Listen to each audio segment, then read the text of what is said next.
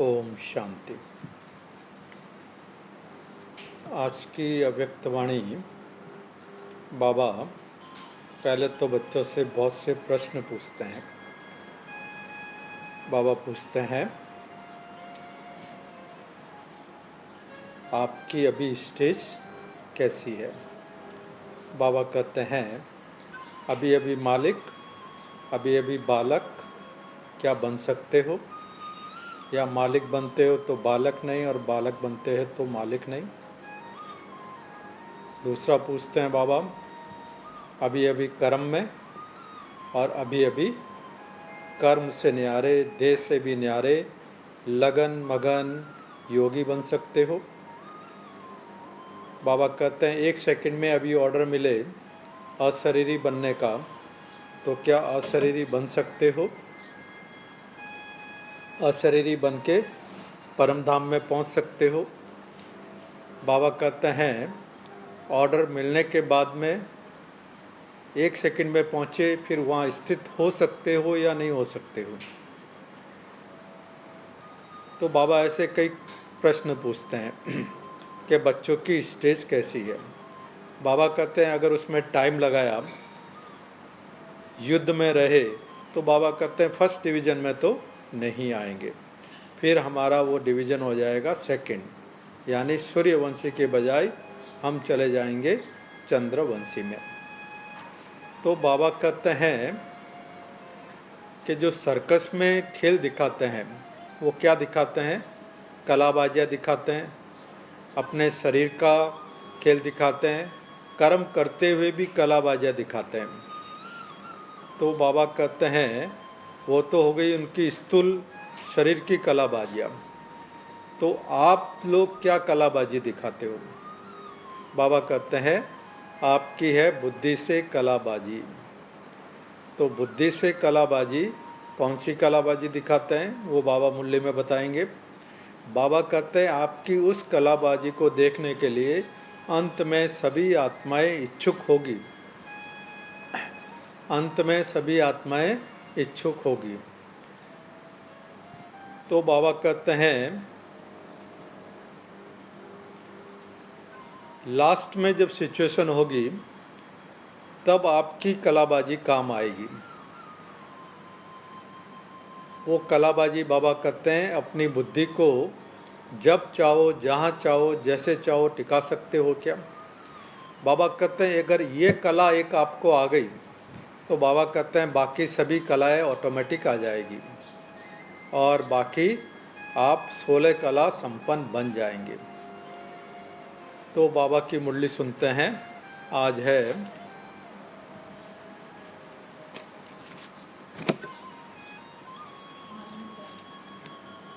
अलौकिक कर्म करने की कला। मुरली है 12 नवंबर 1972 की। अलौकिक कर्म करने की कला।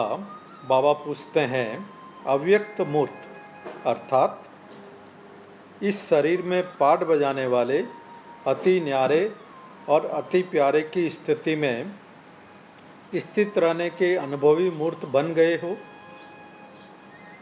अनुभवी मूर्त बन गए हो? शरीर में रहते हुए अव्यक्त मूर्त स्थिति में रहकर पाठ बजाने वाले, हर समय मालिक और बालक दोनों ही साथ साथ पाठ बजाने में यत्न करने वाले नहीं, लेकिन सहज स्वरूप बन गए हो? या मालिक बनते हो तो बालकपन भूल जाता है और बालक बनते हो तो मालिकपन भूल जाता है। अभी अभी मालिक, अभी अभी बालक, अभी अभी कर्मयोगी, अभी अभी देश से भी परे, कर्म से भी परे, लगन में मगन रहने वाले योगी बन सकते हो? बाबा पूछते हैं, संकल्प और कर्म दोनों ही समान बने हैं या संकल्प और कर्म में अंतर है? संकल्प कुछ और, कर्म में कुछ और।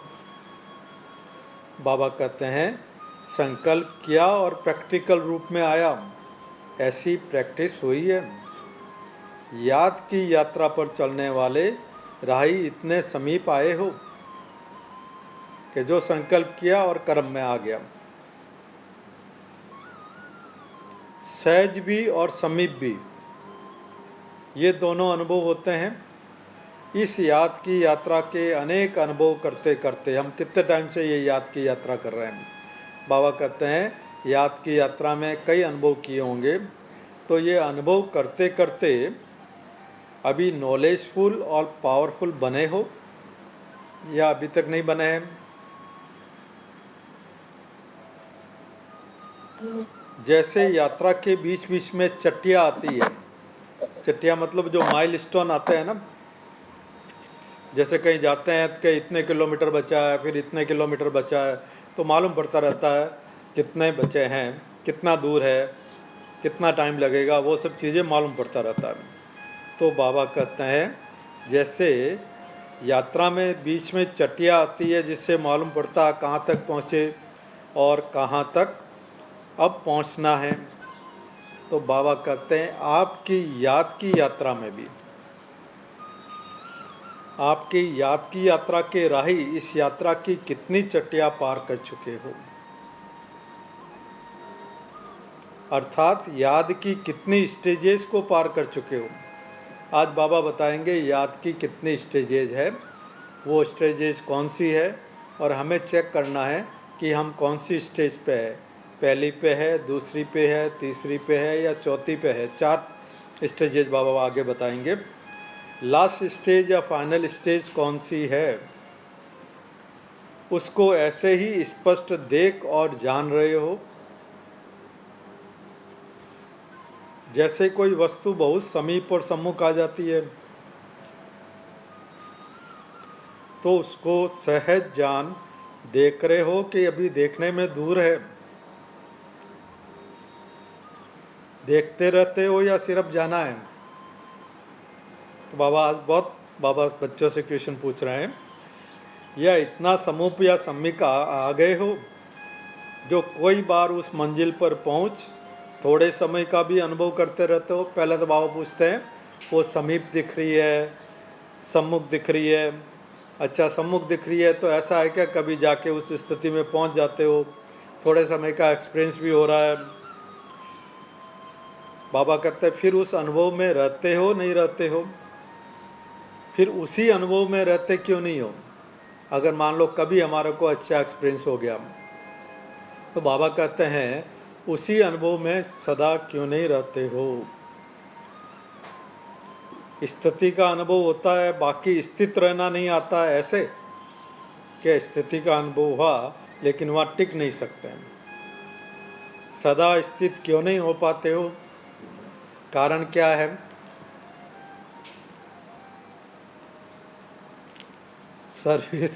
सर्विस या जो ब्राह्मणों के कर्म है, जिस कर्म को अलौकिक कर्म कहा जाता है, ऐसे अलौकिक कर्म या ईश्वरीय सेवा में बाबा कहते हैं कभी भी स्थित से नीचे लाने के निमित्त नहीं बन सकते हैं।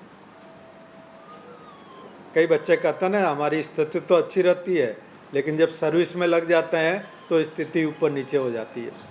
तो बाबा कहते हैं अगर सर्विस के लिए कुछ कर रहे हो, ईश्वरीय कार्य कुछ कर रहे हो, तो वो कार्य आपको नीचे लाने के निमित्त नहीं बन सकता है। अगर कोई को ऐसा अनुभव होता है कि अलौकिक कर्म यानी सेवा के कारण नीचे आते हैं, तो बाबा कहते हैं उसका अर्थ यह है कि उस आत्मा को अलौकिक कर्म करने की कला नहीं आती है, उसको मालूम नहीं है सेवा कैसे करें। क्यों, सेवा तो बाबा कहते हैं एक श्रेष्ठ साधन है ब्राह्मण जीवन का। अगर उससे स्थिति आपकी नीचे हो रही है तो इसका मतलब है आपको अलौकिक कर्म करना नहीं आता है। जैसे कला दिखाने वाले कलाबाज या सर्कस में काम करने वाले हर कर्म करते हुए हर कर्म में अपनी कलाबाजी दिखाते हैं, उनका हर कर्म कला बन जाता है। इवन जो चलना फिरना वो अपने स्टाइल में ही करते हैं सब सर्कस वाले। तो बाबा कहते हैं हर कर्म में कलाबाजी दिखाते हैं, हर कर्म कला बन जाता है। तो क्या आप श्रेष्ठ आत्माएं, कर्म योगी, निरंतर योगी, सहयोगी, राजयोगी हर कर्म को न्यारा और प्यारा रहने की कला में नहीं कर सकते कि हमारा हर कर्म कला बन जाए। जैसे उनके शरीर की कला देखने के लिए लोग कितना इच्छुक होते हैं, सर्कस देखने इतने लोग जाते हैं। आपकी बुद्धि की कला यानी अलौकिक कर्म की कला देखने के लिए बाबा कहते हैं सारे विश्व की आत्माएं इच्छुक बनकर आएगी। तो क्या अब ये कला नहीं दिखाएंगे? जैसे वह लोग शरीर के कोई भी अंग को जैसे चाहे, जहाँ चाहे, जितना समय चाहे कर सकते हैं। जिम्नास्ट जो होते हैं, जो जिम्नास्ट होते हैं क्या करते हैं? जब चाहे जैसे चाहे बुद्धि को चलाते हैं ना, बुद्धि को नहीं शरीर को चलाते हैं। आपको जिम्नास्ट बनना है, बुद्धि को चलाना है। बाबा कहते हैं यही तो कला है। आप सभी भी बुद्धि को जब चाहो, जितना समय चाहो, जहाँ स्थित करना चाहो वहाँ स्थित नहीं कर सकते हो। वह है शरीर की बाजी और यह है बुद्धि की बाजी। बाबा कहते हैं जिसको ये कला आ जाती है वही 16 कला संपन्न बनते हैं। जो बुद्धि को जब चाहे, जैसे चाहे, जितनी देर चाहिए, जिस स्थिति में चाहे टिका सकते हैं, बाबा कहते हैं वही 16 कला संपन्न बनते हैं।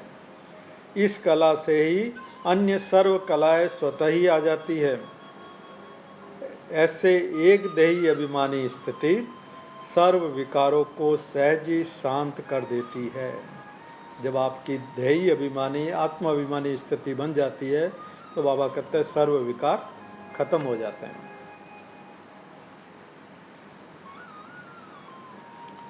ऐसे यही बुद्धि की कला सर्व कलाओं को अपने में भरपूर कर सकती है या सर्व कला संपन्न बना सकती है। तो बाबा पूछते हैं हम बच्चों से, इस कला में कहाँ तक अभ्यासी या अनुभवी बने हो? जाना चाहिए ऊपर परम धाम में और बुद्धि जा रही है इधर नीचे इधर उधर घूम रही है। रुकना चाहिए वहाँ 15-20 मिनट और 1 मिनट में वापस आ जाते हैं। तो बाबा पूछते हैं अभी अभी सभी को डायरेक्शन मिले कि 1 सेकंड में अशरीरी बन जाओ, तो बन सकते हो? सिर्फ 1 सेकंड में स्थित हो सकते हो? जब बहुत कर्म में व्यस्त हो, चलो अभी तो आराम से बैठे हैं, मुरली सुन रहे हैं, कुछ है नहीं करने को, तो इसलिए शायद टिक भी जाए। बाबा कहते हैं जब बहुत कर्म में व्यस्त हो और ऐसे समय भी डायरेक्शन मिले तो क्या 1 सेकंड में स्थित हो सकते हो अशरीरी स्थिति में?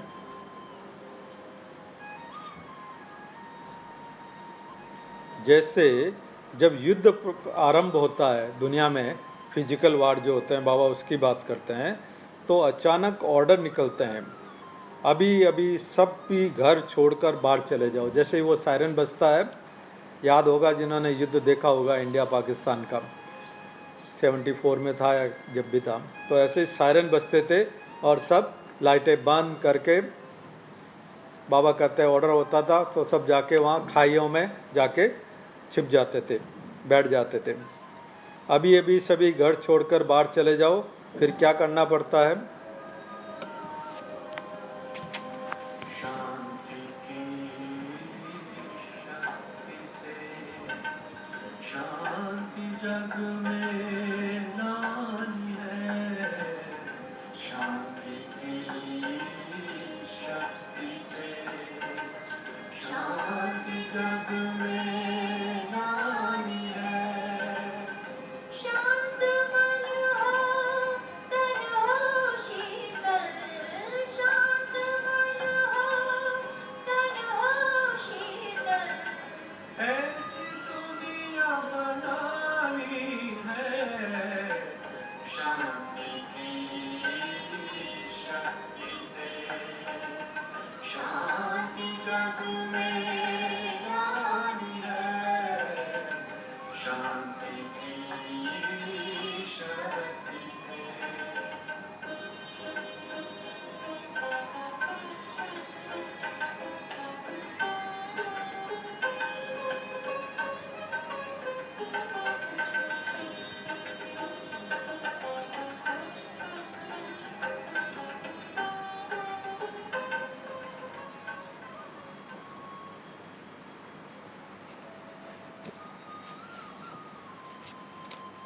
तो 1 सेकंड में ऑर्डर हुआ, सब ट्रैफिक कंट्रोल में स्थित हो गए।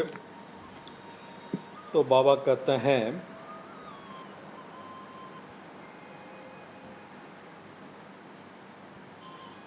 तो बाप दादा भी अचानक डायरेक्शन दे कि इस शरीर रूपी घर को छोड़, इस देह अभिमानी की स्थिति को छोड़ देही अभिमानी बन जाओ, इस दुनिया से परे अपने स्वीट होम में चले जाओ।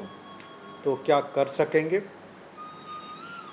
युद्ध स्थल में रुक तो नहीं जाएंगे, युद्ध करते करते ही समय तो नहीं बिता देंगे कि जाएं या नहीं जाएं, जाना ठीक होगा या नहीं होगा, ये ले जावें या छोड़ जाएं। इस सोच में समय गंवा देते हैं। ऐसे ही अशरीरी बनने में अगर युद्ध करने में ही समय लग गया तो बाबा पूछते हैं अंतिम पेपर में मार्क्स या डिवीजन कौन सा आएगा? अगर युद्ध करने में समय लगा दिया तो कौन सा डिवीजन आएगा? फर्स्ट डिवीजन आएगा या सेकंड डिवीजन आएगा?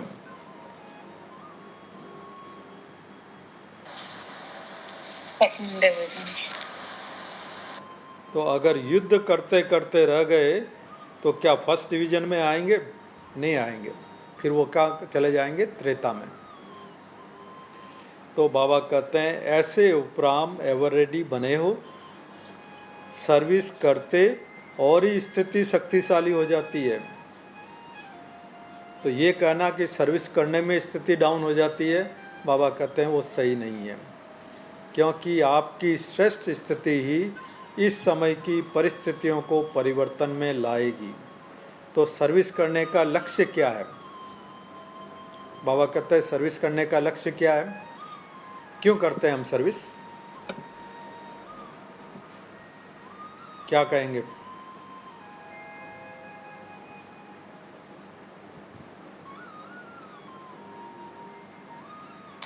सर्विस का बल भी मिलता है, खुशी भी मिलती है और बल मिलता है। बल भी मिलता है, ठीक बात है, लेकिन हम सर्विस क्यों करते हैं? उसका लक्ष्य, एम ऑब्जेक्ट क्या होता है? अपनी स्थिति ऊंची बनाने को, अपनी स्थिति ऊंची बनाने के लिए, और याद का भी टाइम इसमें होना चाहिए। अब जो शांति हमने अनुभव करी है वो औरों को कराना है, तो अगर हम खुद ही हमारी अशांत स्थिति हो रही है तो औरों को कैसे कराएंगे? औरों को अनुभव कराने के लिए। तो बाबा कहते हैं, बाबा ने बोला इसलिए करते हैं। ब्राह्मण जीवन का सांस है। बाबा कहते हैं लेकिन अल्टीमेटली उसका एम क्या है? वो सब बातें तो सही है भानु बहन। स्व परिवर्तन से विश्व परिवर्तन के लिए, विश्व की राजाई के लिए करते हैं। राजाई के लिए तो करते यदि हैं। हम ही फेल हो जाएंगे तो परिवर्तन हमारा ही नहीं हुआ है, तो विश्व का परिवर्तन कैसे कर पाएंगे? तो सर्विस करते हैं राजाई के लिए, ठीक है। अर्चना बहन। ओम शांति। मेरे ख्याल से हमारी पढ़ाई के इस राजयोग मेडिटेशन के 4 स्तंभ हैं, जिसमें सेवा भी एक बहुत इम्पोर्टेंट स्तंभ है, तो इसलिए जरूरी है। तो वो सब्जेक्ट पास करने के लिए करते हैं।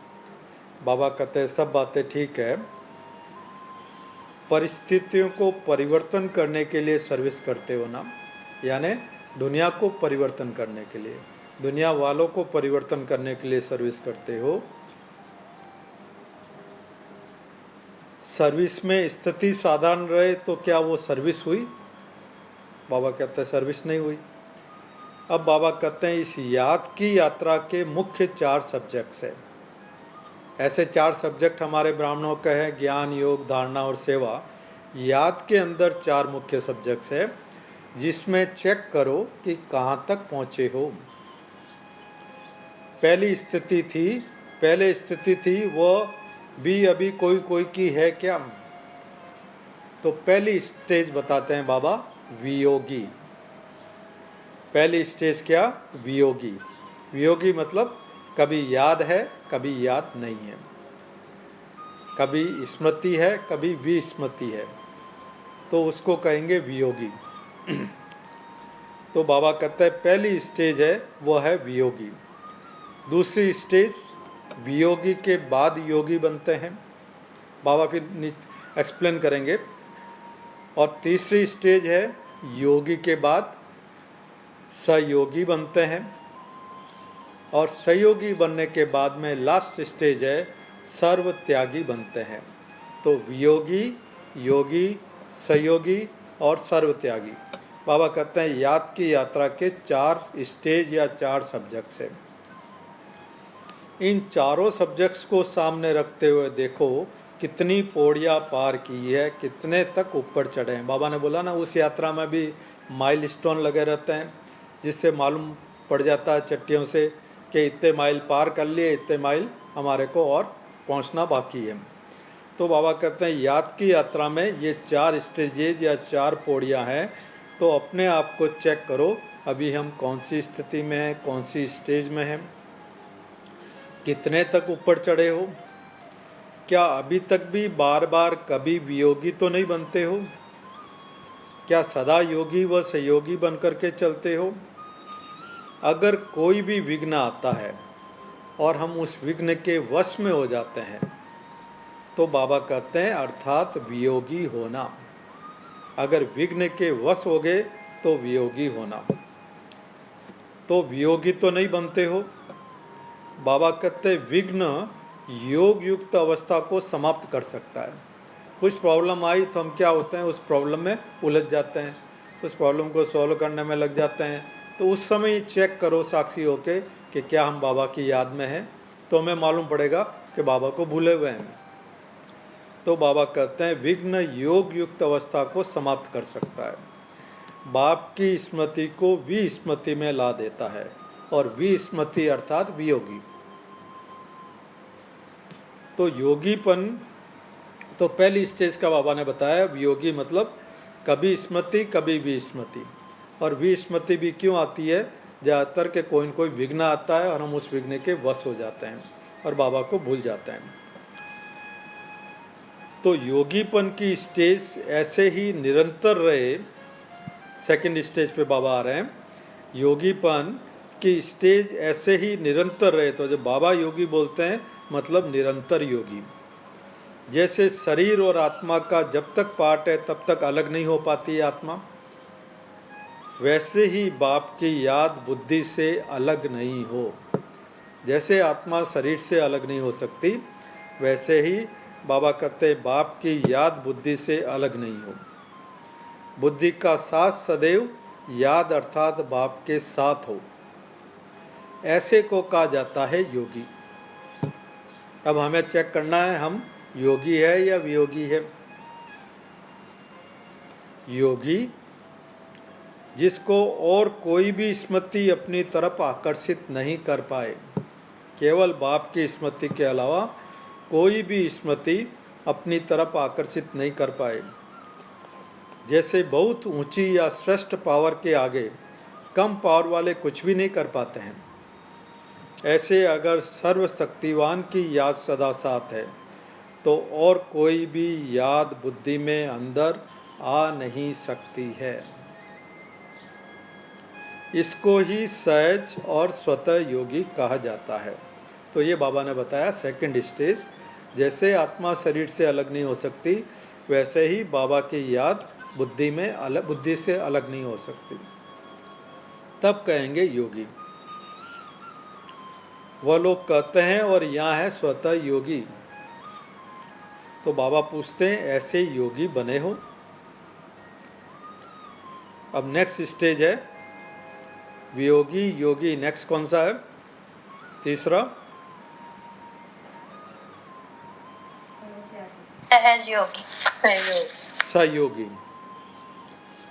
सहयोगी तो बाबा कहते हैं ऐसा योगी जिसकी निरंतर बुद्धि बाप के साथ में है, ऐसा योगी सदा हर सेकंड, हर संकल्प, हर वचन, हर कर्म में सहयोगी अवश्य होगा।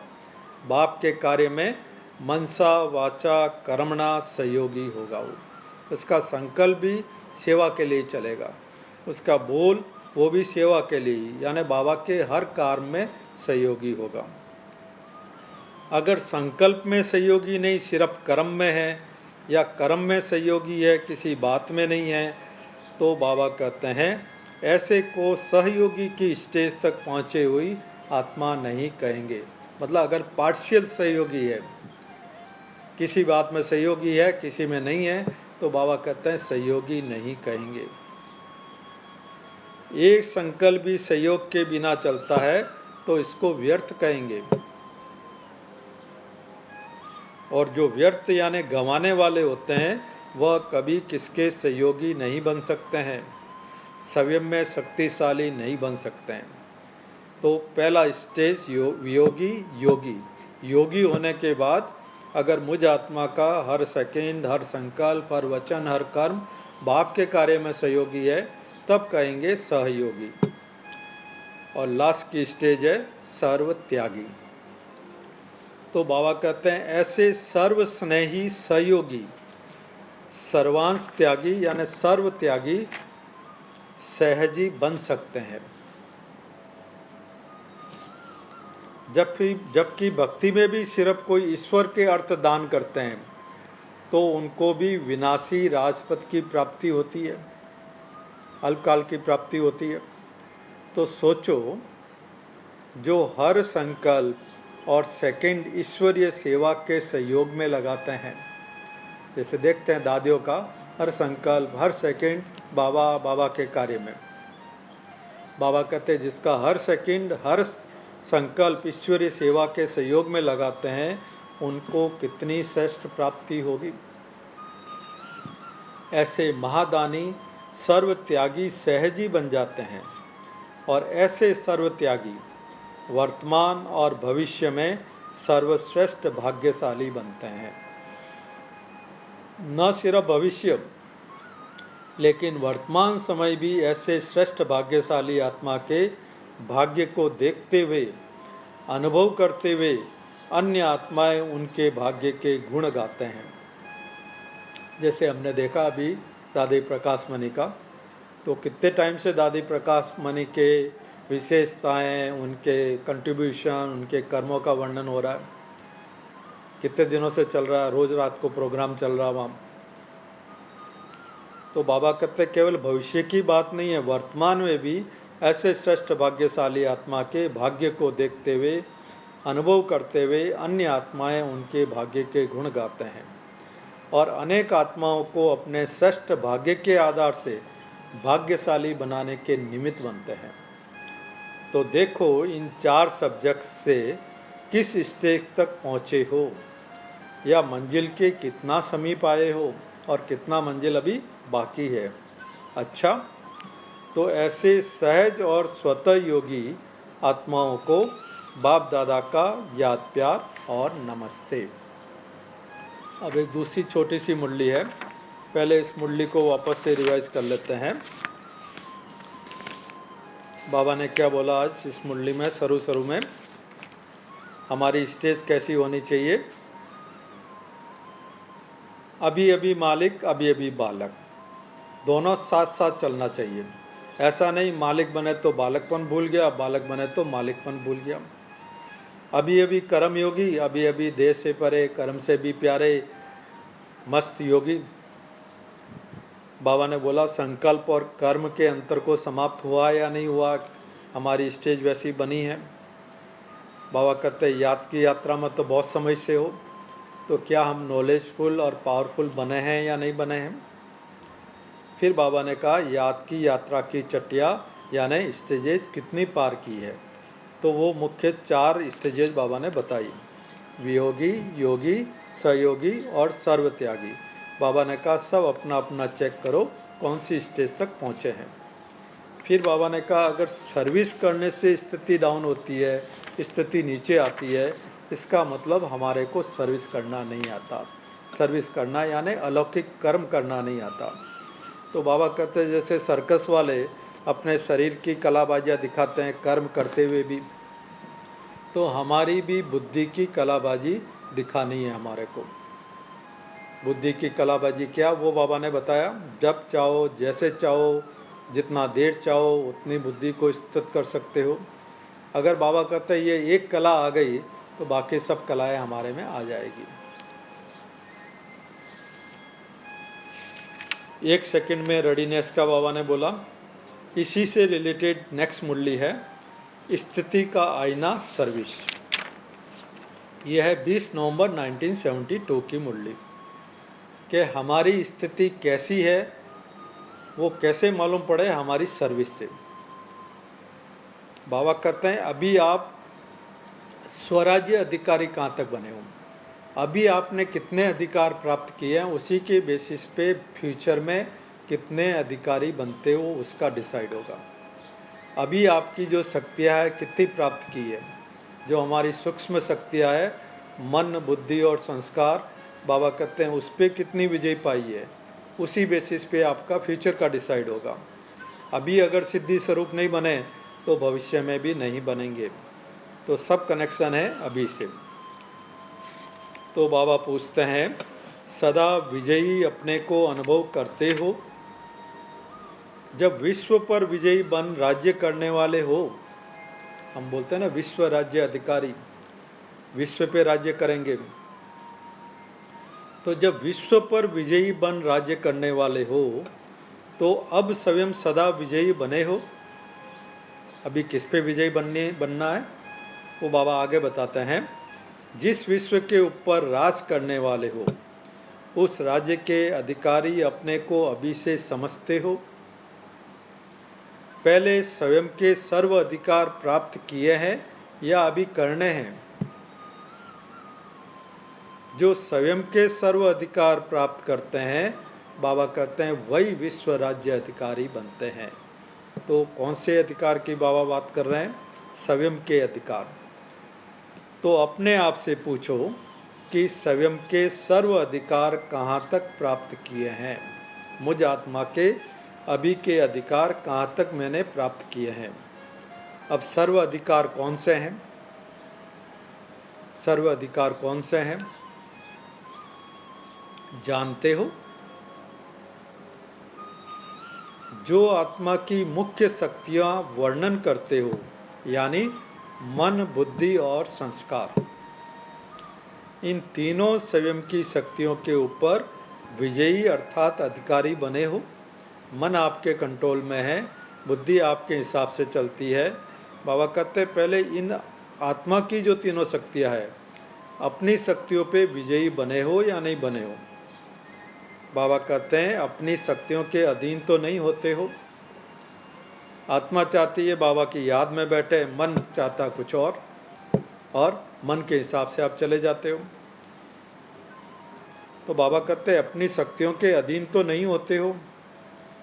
जो विश्व की सेवा के निमित्त बने हुए हैं उन्हों की ये स्थिति तो सहज और स्वतः ही होगी ना। स्वराज्य अधिकारी तो बाबा कहते हैं सहज होने चाहिए, या पुरुषार्थ करके स्थित होना पड़ता है, मन को बार बार खींच के लगाना पड़ता है। पुरुषार्थ की सिद्धि का अनुभव अपने में करते जा रहे हो या संगम का समय सिर्फ पुरुषार्थ का ही है और सिद्धि भविष्य की बात है। बाबा पूछते हैं कि अभी भी सिद्धि का अनुभव कर रहे हो, पुरुषार्थ के साथ साथ पुरुषार्थ की सिद्धि का अनुभव कर रहे हो, या बाबा कहते हैं संगम में तो पुरुषार्थ ही करना है, पुरुषार्थी जीवन है और सिद्धि तो भविष्य में मिलेगी। क्या समझते हैं, ऐसा है?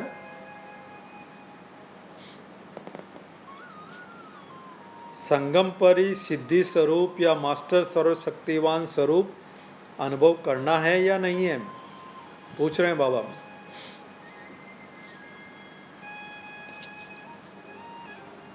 अभी से ही अनुभव करना है या अंत में कुछ थोड़ा समय करना है? पहले तो अभी अनुभव करना है या नहीं करना है? अभी करना है तो अंत में करना है या अंत के पहले से करना है? बाबा कहते हैं सिर्फ उम्मीद के सितारे ही रहना है कि भविष्य में उम्मीद है, भविष्य में ऐसा बन जाएंगे, ऐसी सिद्धि प्राप्त हो जाएगी। बाबा कहते हैं नहीं, अभी से सिद्धि स्वरूप अनुभव होना चाहिए। जो बाबा ने बोला ना, संकल्प और कर्म में अंतर नहीं होना चाहिए। जो संकल्प किया और उसकी सिद्धि हुई, प्रैक्टिकल में वो हुआ। तो बाबा कहते हैं अभी से सिद्धि स्वरूप अनुभव होना चाहिए। सिद्धि तब प्राप्त होगी, लेकिन वो सिद्धि कब प्राप्त होगी? कब प्राप्त होगी सिद्धि? अभी ये तो सही है कि अभी भी सिद्धि स्वरूप बनने चाहिए, सिद्धि की प्राप्ति का अनुभव अभी भी होना चाहिए, इस बात को तो हम सब एग्री करते हैं। तो बाबा कहते हैं जब विधि पूर्वक करेंगे, हैं जब विधि पूर्वक करेंगे, विधि पूर्वक करेंगे। और विधि क्या है? विधि तो यही है कि अपने सूक्ष्म और स्थूल दोनों इंद्रियों पर विजय प्राप्त करना। विजय प्राप्त करना, ठीक बात है। तो बाबा वही कहते हैं सिद्धि तब प्राप्त होगी जब स्वयं के सर्व अधिकार प्राप्त होंगे, जो ऊपर बताया बाबा ने भी। और स्वयं के सर्व अधिकार कौन से हैं? मन, बुद्धि और संस्कार, तीनों को स्वयं यानी आत्मा जैसा चाहे वैसा चला सके। जब ये हमारा स्वयं का अधिकार अभी प्राप्त होगा तब हम अभी सिद्धि स्वरूप का अनुभव करेंगे, सिद्धि स्वरूप बन जाएंगे। ऐसा अब हो तभी तो अन्य आत्माओं के मन, बुद्धि या संस्कारों को चेंज कर सकेंगे। अगर हमारे ही मन, बुद्धि, संस्कार हमारे कंट्रोल में नहीं है तो बाबा कहते हैं अन्य आत्माओं के कैसे चेंज कर सकोगे?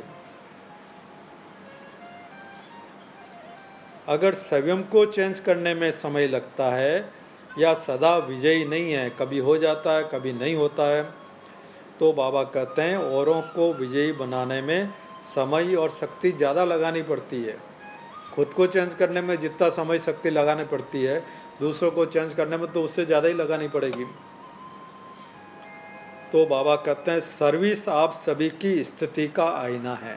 हमारी स्थिति कैसी है, हमारी स्टेज कैसी है, वो रिजल्ट हम अपनी सर्विस से चेक कर सकते हैं कि सर्विस में हमारे को कितनी सफलता मिलती है, कौन सी स्टेज बनाई है, कहाँ तक पहुँचे हो, सर्विस अच्छी लगती है, खुश होकर गए हैं ना। सभी से ज़्यादा खुशी किसको हुई? जैसे कोई सर्विस करते हैं तो बाबा कहते हैं सर्विस अच्छी लगती है, जो आते हैं वो भी खुश होके जाते हैं। बाबा कहते हैं सबसे ज़्यादा खुशी किसको हुई? सर्विस की सिद्धि को देखकर खुशी हुई, पूछ रहे हैं। बाप का परिचय लेकर चले गए तो हम बहुत खुश हो जाते हैं कि उस आत्मा को बाबा का परिचय मिल गया। लेकिन बाबा थोड़ा और एक्सपेक्ट करते हैं कि केवल यही नहीं कि बाप का परिचय दे दिया हमने और खुश हो गए। हाँ, कुछ दिन पहले आया था।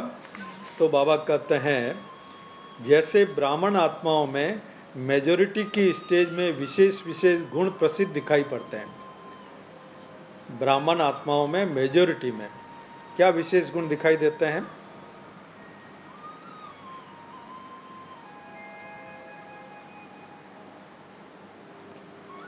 क्या विशेष गुण दिखाई देते हैं ब्राह्मण आत्माओं में,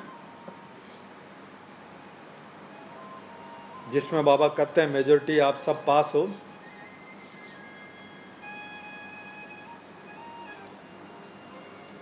वो अपने को आत्मा समझते हैं और पुत्र रहते हैं। हाँ जी। तो बाबा कहते हैं मेजॉरिटी जिसमें पास है, एक के प्योरिटी में, संडे की मुरली में भी था ना, प्योरिटी में मेजॉरिटी पास हो गए हैं, लेकिन उसका भाई जो है क्रोध, उसमें थोड़ा सा तकलीफ है। तो प्योरिटी में और दूसरा स्नेह में, इस प्यार में, सबका बाबा के साथ बहुत अच्छा प्यार है। बाबा कहते हैं इसमें सब नंबर 1 है। तो स्नेह में और प्योरिटी में मेजॉरिटी बाबा कहते हैं पास है। इन दो बातों में मेजॉरिटी पास है।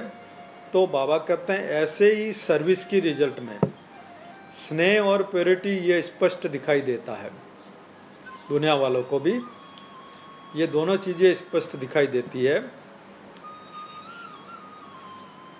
अथवा आने वाले अनुभव करते हैं, जो सामने आत्माएं आती उनको भी अनुभव होता है।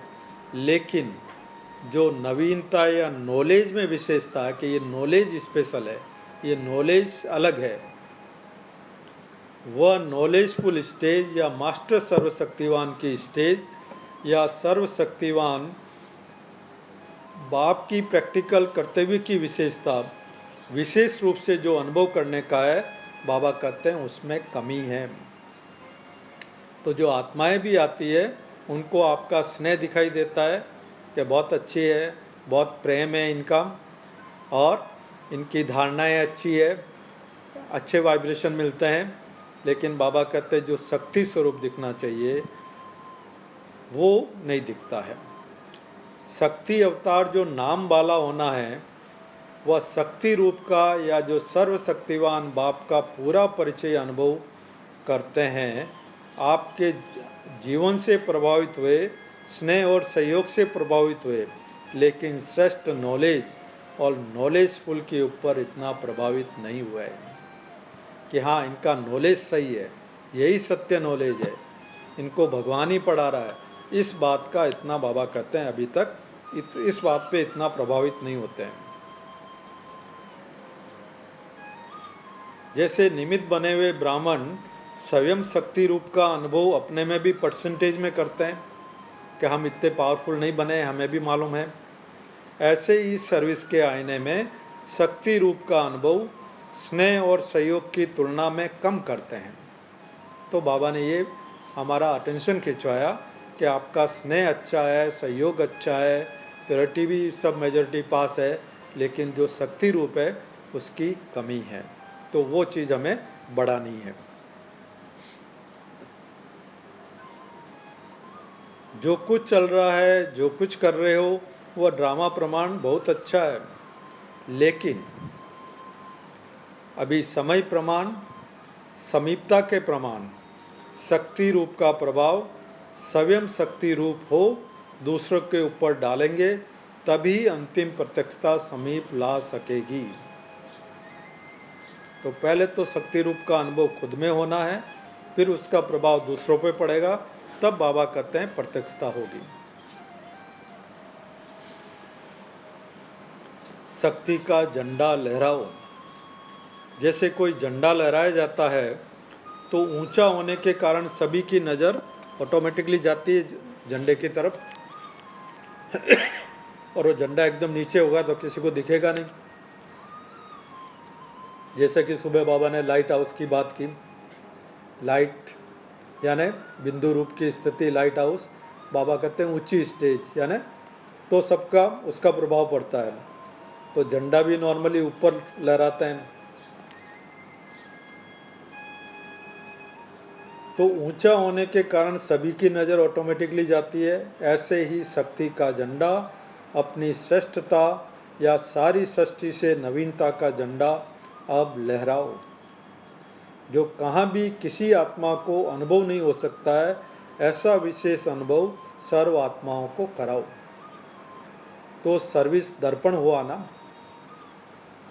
अपने सर्वशक्ति स्वरूप से सर्वशक्तिवान बाप का परिचय देने वाले, अपनी शक्ति द्वारा सर्व शक्तियों का साक्षात्कार कराने वाले, विश्व पर शक्ति का झंडा लहराने वाले, स्नेही, सहयोगी और शक्ति रूप श्रेष्ठ आत्माओं को बाप दादा का याद प्यार और नमस्ते।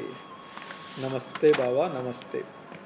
तो ये सेकंड मुरली में बाबा ने कहा कि आपका टारगेट है विश्व राज्य अधिकारी बनना है, यानी विश्व पर राज्य करने वाले।